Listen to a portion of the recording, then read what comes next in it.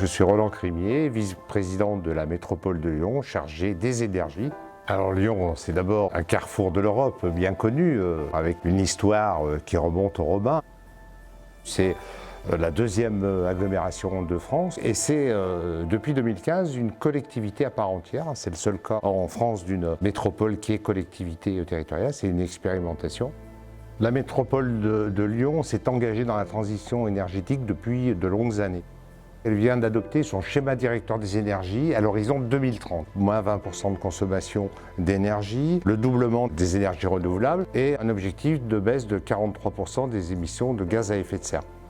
La chaleur, c'est environ 50% des consommations d'énergie de la métropole.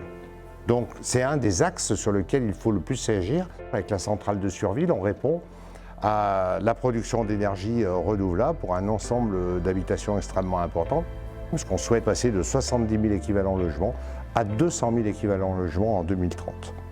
Et le réseau de chaleur urbain permet de diminuer d'abord la consommation d'énergie fossile. Ça, c'est le premier point, parce qu'on utilise la biomasse principalement et aussi l'incinération des ordures ménagères. On est dans une production locale de récupération de chaleur des ordures ménagères et de développement de la filière bois dans la région Rhône-Alpes. C'est moins d'émissions puisqu'on raccorde beaucoup plus de logements chauffés d'une manière centrale au détriment des chaudières floues ou même des cheminées individuelles qui sont polluantes.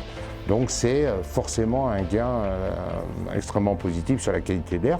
Et le troisième point, c'est le volet lutte contre la précarité parce que c'est une énergie qui est relativement peu chère par rapport aux autres modes d'énergie et c'est aussi l'objet de ces développements comme la centrale de Surville qui est destinée à alimenter, à avoir plus de clients. Donc quand on augmente les clients, on arrive à stabiliser effectivement les investissements qui sont extrêmement importants. L'objectif de la métropole, c'est de se passer de toutes les énergies fossiles. C'est l'objectif à terme. Et il faudra bien sûr après que les budgets suivent. La métropole de Lyon, elle investit déjà des millions d'euros dans la transition énergétique.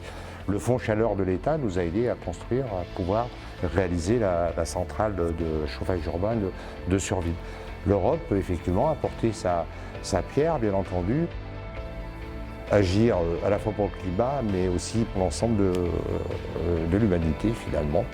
On est devant des défis que nous devons relever. Après tout, nous sommes tous connectés.